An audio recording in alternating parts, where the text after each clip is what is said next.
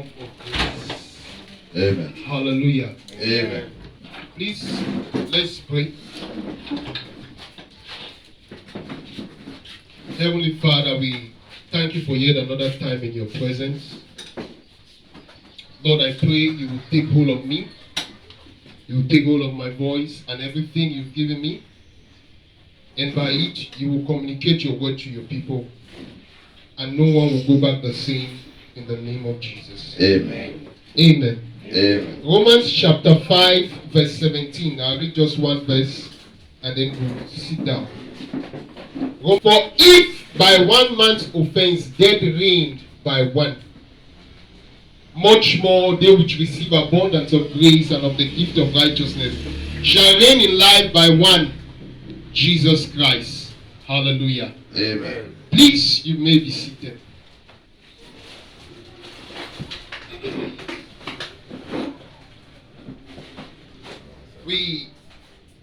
I just want you to be sensitive. I know that as I'm talking to you, the Holy Spirit will be talking to you as well. And we are already under that electric presence. I know I am managing to stand. It's not stowing. Hallelujah. Amen. Please, that's not drama. Just connect to the presence of God that's in the house. Okay. We are talking about grace. Hallelujah. Amen. Grace. Now you must understand that grace is one of the most misunderstood concepts in Christianity. It's the most misunderstood topic in Christianity, let me put it that way. It's the most misunderstood mystery. You know, because of that, many people have so many things they say grace is, and which of course is not. It's a popular statement these days. You hear preachers say we no longer live under the law, we are under grace. Many people say that we are not under grace, we are not under grace, and it's true. We are not under the law, we are under grace. But the issue here is that many times when people quote that we are not under the law, we are under grace, they are trying to sound like the grace is the opposite of the law. They are trying to give grace, many times they are trying to use grace to its lowest rank as though it is the height of it. Hallelujah. Amen. Now, grace is not the opposite of the law. The opposite of the law. You know, when somebody says we are not under grace, it's sounding like I can do, many times sound like I can do whatever. Whether I sin or not, I'm not under the law. And there is nothing that can be far from the truth like that one. Hallelujah. Amen. Grace is not the opposite of the law. If you open your ordinary dictionary and ask you what's the opposite of the law, it will tell you that it is lawlessness. Hallelujah. Amen. Lawlessness, when there is no law. The opposite of law is no law. Lawlessness. In the Bible, we hear in Judges, the Bible says, in the time in Israel, when there was no king, every man did according to the way he wanted. Imagine that there is no king in Cameroon. There is no law.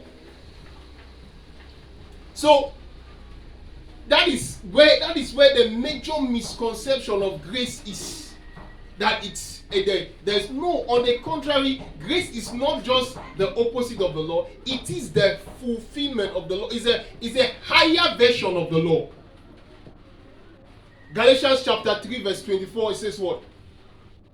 The law was our schoolmaster to bring us unto Christ. Hallelujah.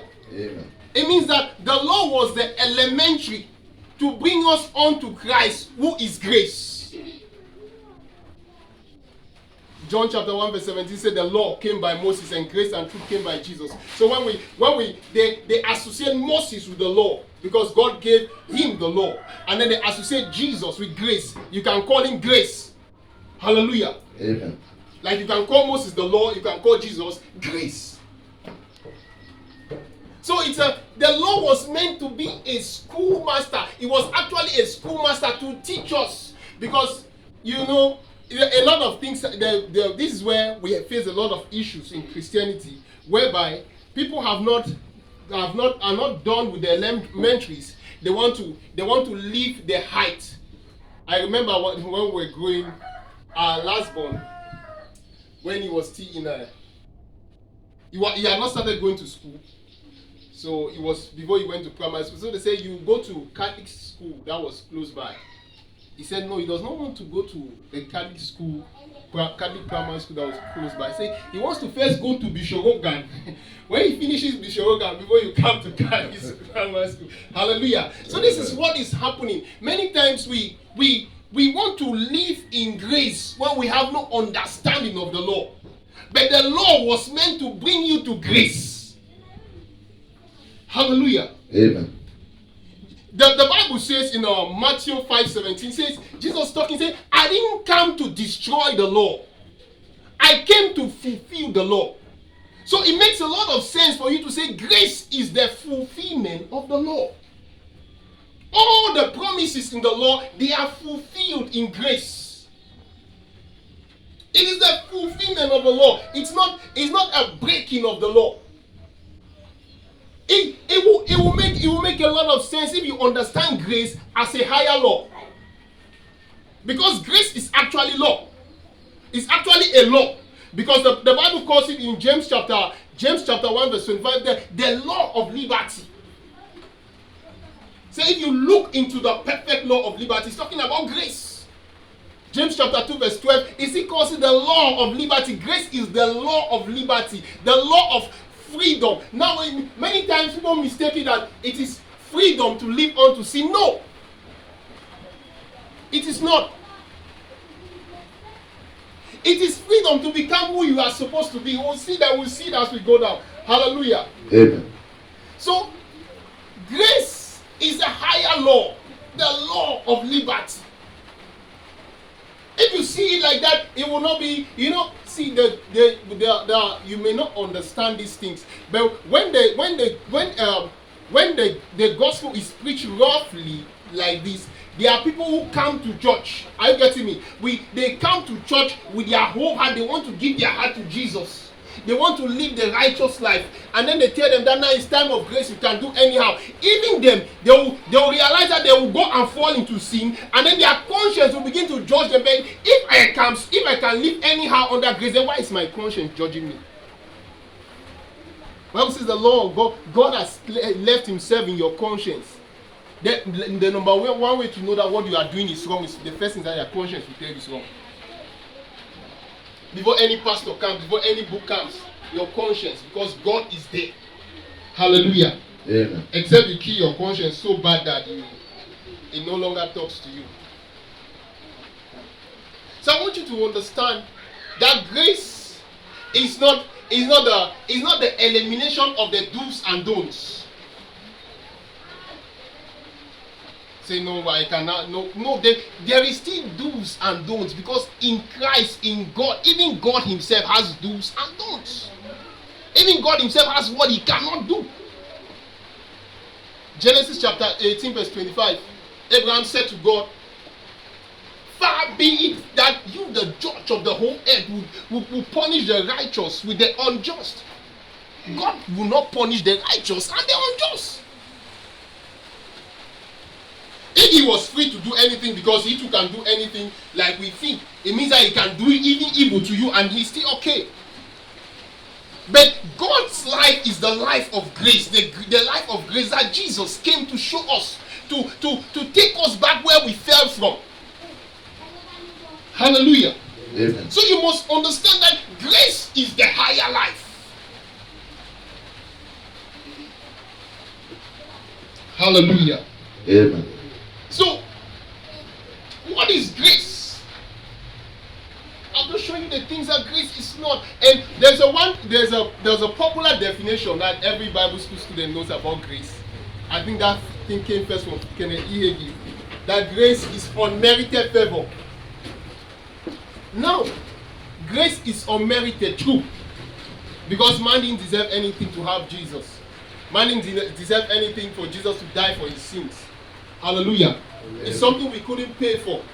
So grace is unmerited. But when you leave it at that point, it will make you have a very myopic view about grace. Your view about grace will be small. Now this is what the Holy Spirit said to me many years back, and I saw it written in a letters of light, and then I read it, and then I wrote it down. Hallelujah. Amen. It has actually, that was the thing he used to change my perspective on grace. He said to me that day, I read, he said, grace is the knowledge of the finished works of Jesus. It didn't make much sense to me until I started looking at, I started going into the individual concepts of grace. Then I saw that was a higher definition of grace. So it is the knowledge of the finished works of Jesus. The knowledge of what Jesus has done for you. Now, anyone that sees grace as just definition of sin or no sin, he comes to the point whereby he's still living at the lowest ladder. But what does Jesus do for you? If you have the knowledge of his finished works, see, the Bible says when God created man, man was like him. Genesis 1:26. God created man to be like him. Genesis 2:7. Man became another speaking spirit. Man became another kind of God. And this is what man lost. And this is what Jesus restored by grace. Grace is a concept that says that you are now like God again.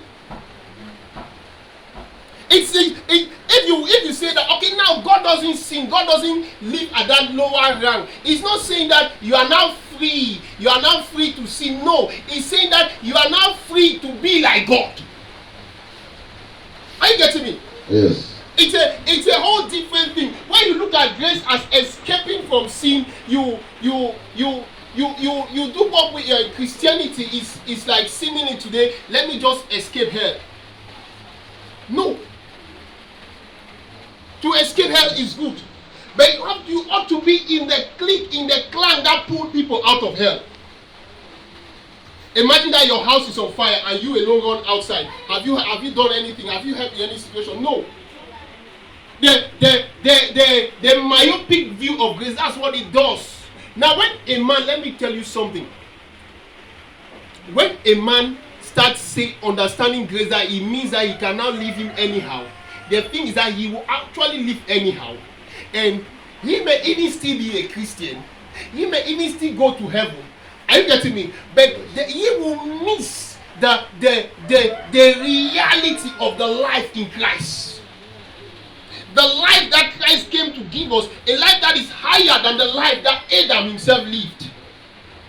You must understand. Now, Christ did not just restore us to the position of Adam. He restored us to a position higher than that of Adam. Because the Bible says Adam was a shadow of Christ. But Christ was the reality. So when you look at Adam, it's a picture of, he look like this. But the real thing was Christ. And in Christ, by grace, the real thing lives in you. Hallelujah. Amen. Brethren, the truth about the issue with grace, why we struggle with grace, is that it's too good to be true. That's why people have decided to define it in their own terms where they can live up to it. Grace is a mark where no man has even been able to fulfill, to live up to the perfection of that mark called grace. And we are supposed to keep moving higher than the previous generation. That's why the Bible says the glory of the latter house shall be more than that of the former. You see people like Paul, they took hold of.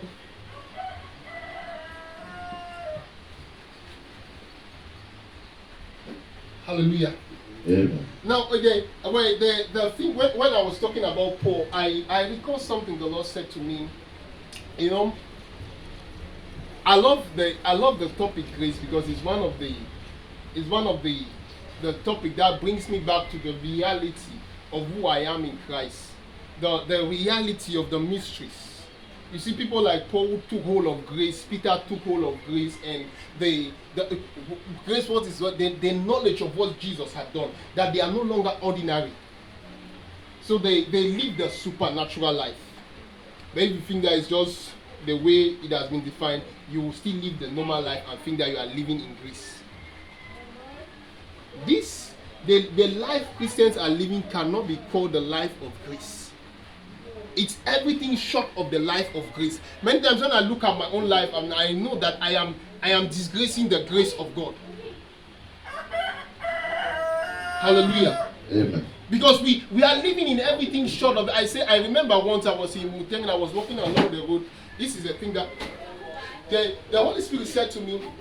I was just along the road and he was echoing a verse in Galatians. He said that verse was that he that walketh in Peter towards the circumcision, that's the Jews, is the same that walketh in Paul towards the uncircumcision. Hallelujah.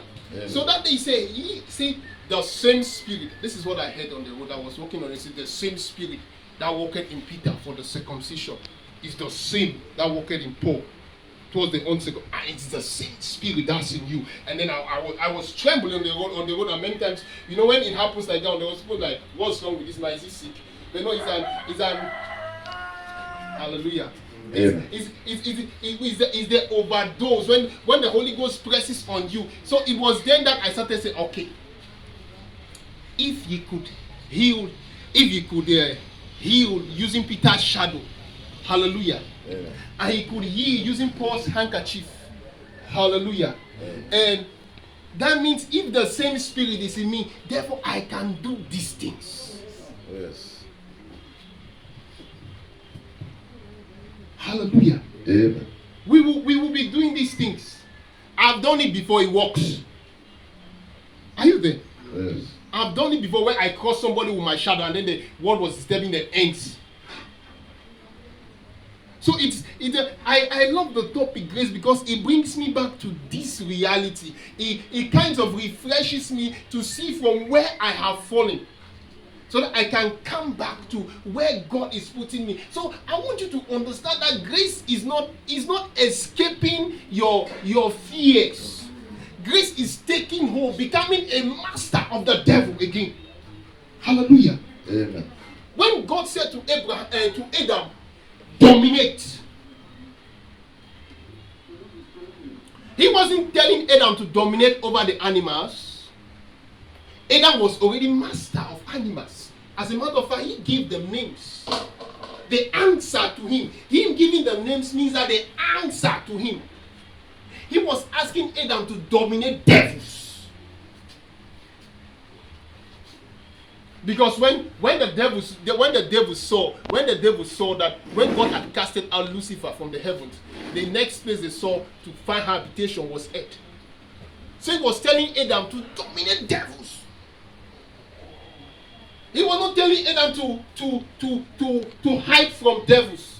Oh Lord, oh this. Now when you think that grace makes you to live free, to sin and feel free, you are actually living in the territories of the devil. Because the Bible says he's the father of sins. Hallelujah. Amen. I don't know how you can ever live in sin and become the father of sin when the sin already has a father. Because you will only be under sin if you are living in sin. Hallelujah. Amen. Can you come to my house and become the father automatically? There will be war. Hallelujah. Amen. So these are realities. These are realities. So I want you to know that grace is the higher life. The higher life. It's the reason why you are like God again.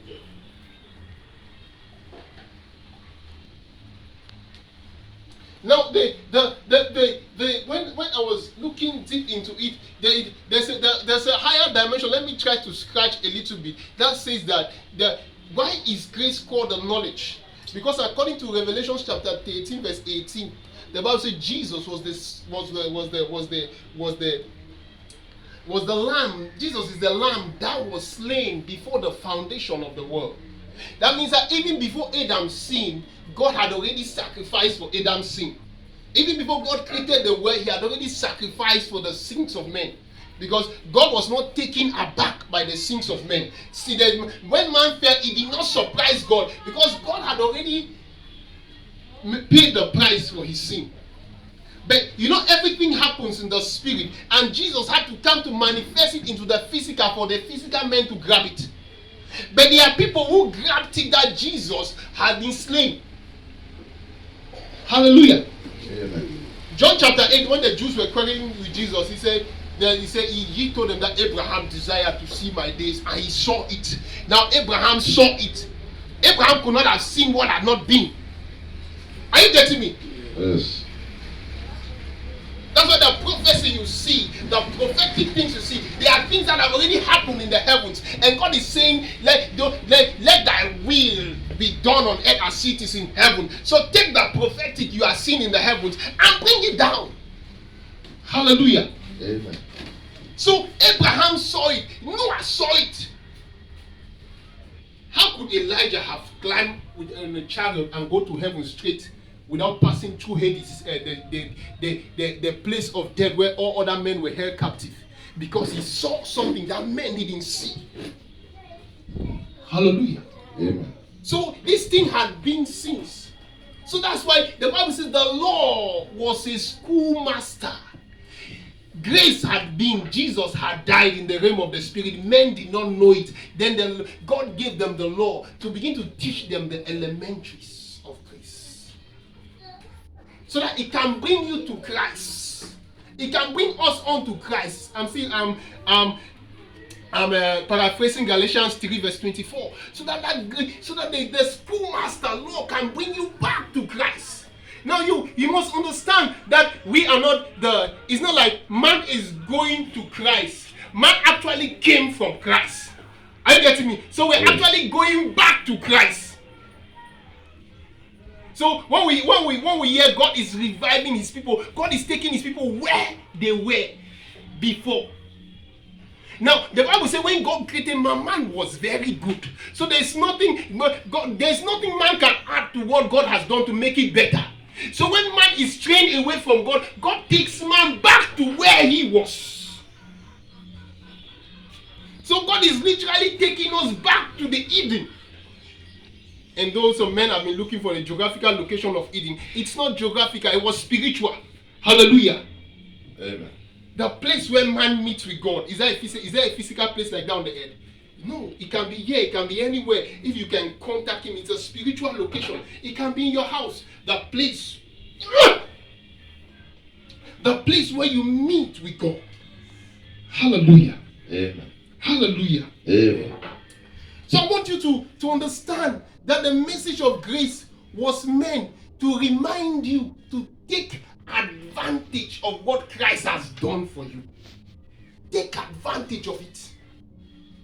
Take advantage of it. You are no longer servants of the devil. You are no longer at the mercy of devils. You are no longer at their mercy. I think that should be Psalms 86 verse 5. It says, for ye are gods, and all of you are the children of the Most High, but ye will die like mere men. Now he was telling to the people under the law who had not understood the reality of Christ, that in you, in the reality in you, you are who? God. Now if you understand something about the sin of Adam, is that Adam sinned against God, not against the devil. So the devil punishing Adam he was a stranger in it. Hallelujah. Yeah. He didn't sin against the devil. As a matter of fact, he instead obeyed the devil. So it was God that was meant to be mad with Adam. But if you see what God did, he actually killed an animal and covered Adam. He instead promised a savior, telling you he was not as mad as Adam thought. Hallelujah. Yeah. Now grace is, when we talk about grace bringing boldness, grace is the thing that makes you to come. Hebrews 4:16 says, come boldly to the throne of grace, that you may obtain mercy and grace in time of need. Grace is the thing that makes you come boldly to God. Remember when Adam lost, when Adam fell, the first thing, he was hiding from God. Adam was hiding from God. God was like, where are you? The grace is the thing Jesus has done so that you can come boldly. There is no need to hide again from God. Even if you sin, it is to go to Him. Hallelujah. Amen. But if you look at the life of Peter, when he did not understand grace, when Jesus met him, Jesus he told him to cast his net in the sea, and then he caught fish, and then he said, you are a holy man, go away from me. That was the understanding of the law. The holy doesn't come close to the divine. The elementaries of it.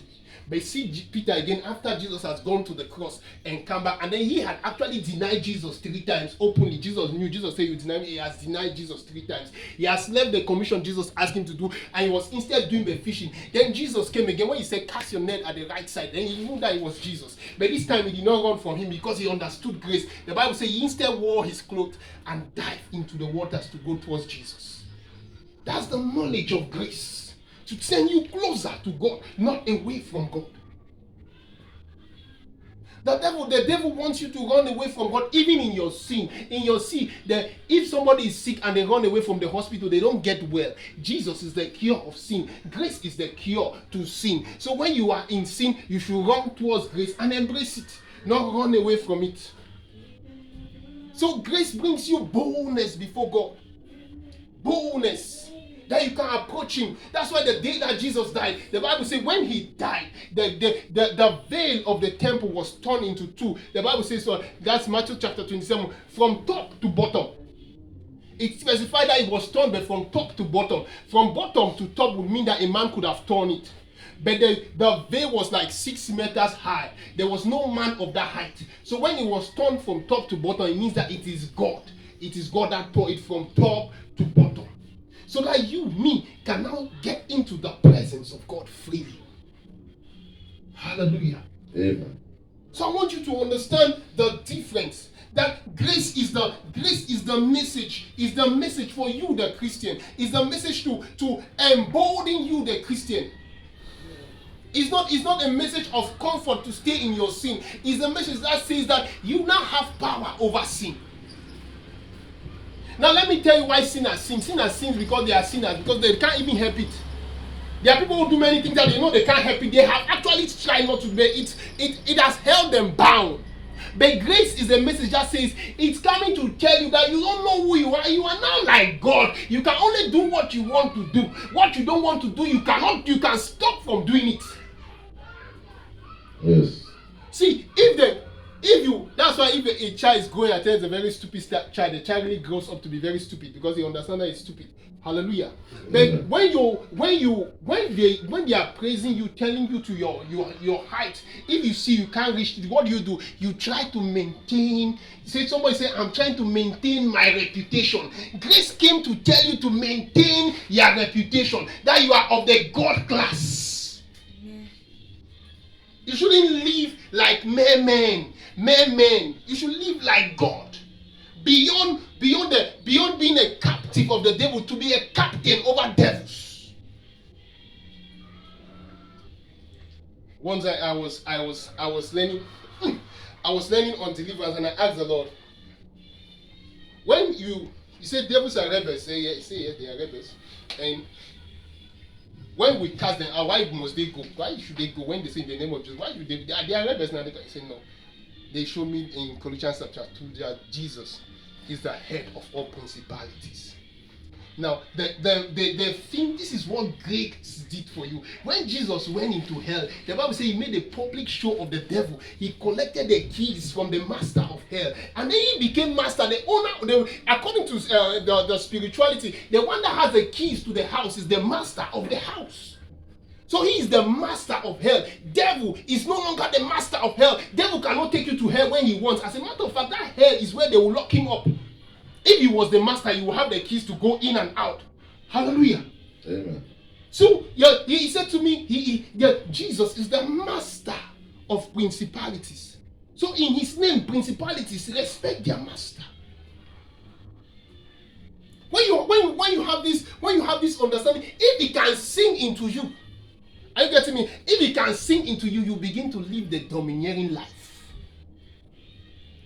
Because let me tell you, And when you start casting out, they will say, come out. They will always refuse. But when they know that you know, are you getting me? When they know that you know, they cannot deny. Because there's something that you will do to them. Do you know that men are supposed to judge angels and devils are angels? So the day I was talking to you that you should get away from there, you did not go. I'm talking about the judgment day now. Say, you this devil, the day I told you to leave that person, you did not leave. You know what I will do to you? James chapter 2 verse 17 say, even the devils believe that there is one God and they tremble. Now, devils are afraid of God. That's why even the Bible says when devils look at men, the way men disobey God at times, they fear that like, do they understand what is happening? Do they know it? Devils don't disobey God. Devils will only disobey you when you don't understand your rights. Because let me tell you something, when if you understand Genesis chapter 2 verse 19, when the Bible says whatsoever Adam called it, it was its name. And if you tell the devil come out, the devil doesn't go, and that's it's like that's not gone. You know what you have actually said? The devil understands that you as the master have said that he has not gone, so he has right to stay. Are you there? So whatsoever you call it, that's his name. He casts out, even if the person still manifests, say it has gone. Hallelujah. Amen. He will not stay because the master says what? He has gone. And angels hearken to the voice of the Son of God to perform his will. So grace is a different dimension. It's meant to make you bold before God. John chapter 14 verse 12. We'll close with that one.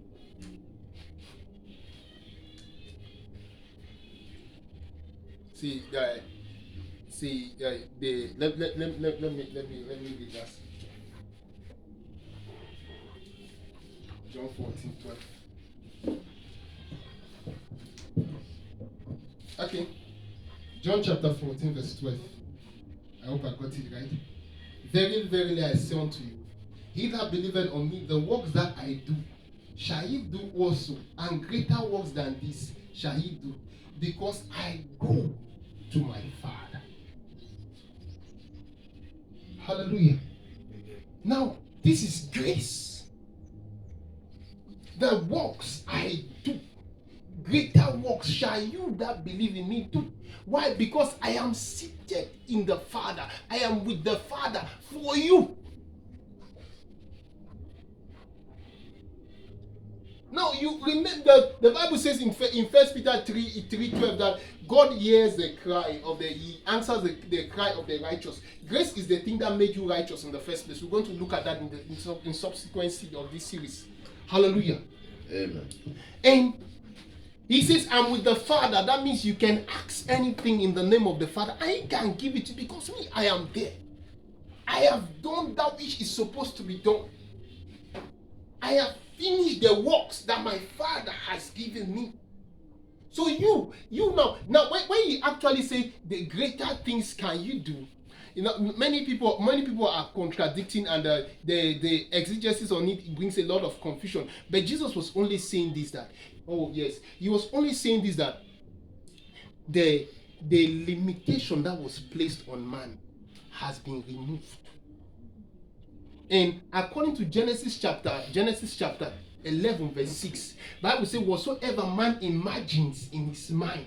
Are you getting me? Because their language is one, they are united. Whatsoever they imagine, it shall not be impossible for them. So man was not created with impossibility. Man was created to speak like God and let it happen. So there was meant to be no impossibility in the lives of men. So Jesus came by grace to remove the impossibility. And he says, you see what I have done? Greater can you do? It means that as much as you can imagine. Anything you can imagine, you can get to it by grace. Hallelujah. Amen. Hallelujah. Amen. I want you to know that that is what it's meant for. That is what grace is for. That's what grace is for. Don't settle for the common ideas about grace. Don't settle for those funny ideas about grace. They will take you nowhere. At best, they will only keep you in one spot. I don't know I don't know how to tell you, but I know that as I've been speaking to you, the Holy Spirit has said something that I was not able to alter. Hallelujah. Hallelujah. Amen. So I encourage you to take advantage of grace. Take stock of your life. Now, God, we all were meant to be representations of Jesus. He could do all things. Hallelujah. Amen. And there is something that God sent you to do. What is that thing? Know that thing and follow that dimension. Now let me tell you something about anything that God tells you to do. In that line that God tells you to do, the devil must bring something that looks like an impossibility. So that if you can now confess that it is impossible, then that is where you end. I read the story of he's a believer. He's one of the greatest American divers. But why he was young, he had an accident that actually affected his ears. That will make him he will never be able to swim.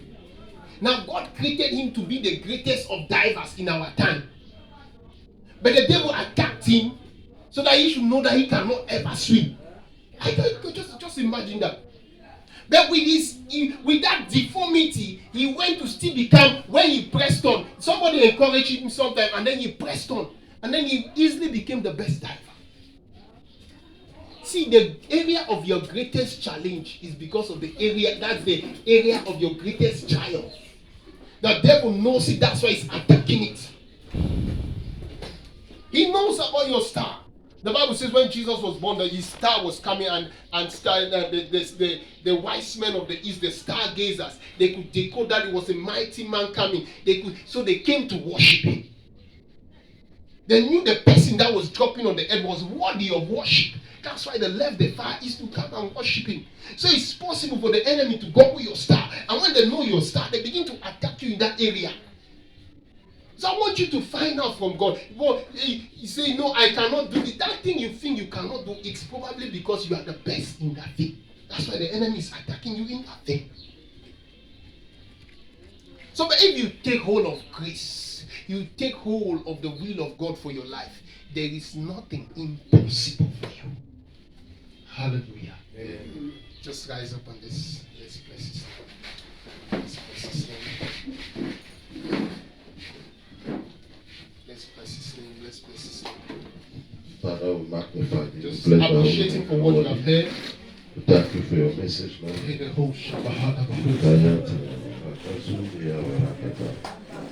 Thank you, Father.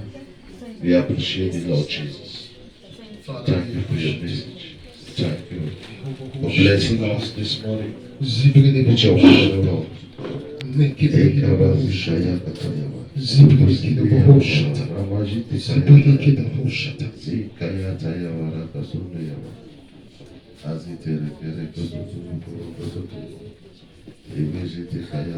name of Jesus. Amen. I want you to pray this. You just pray this one prayer. We'll pray again afterwards.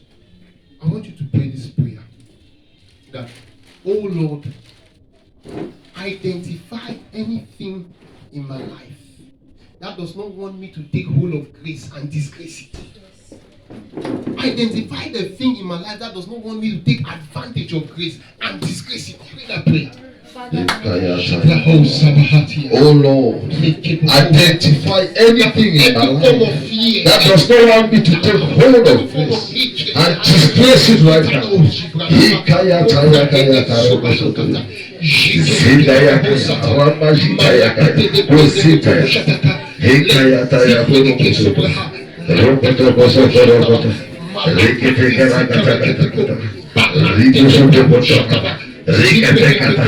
Rekuzitia Mazida Hula Kataya Ripazonde ya Baba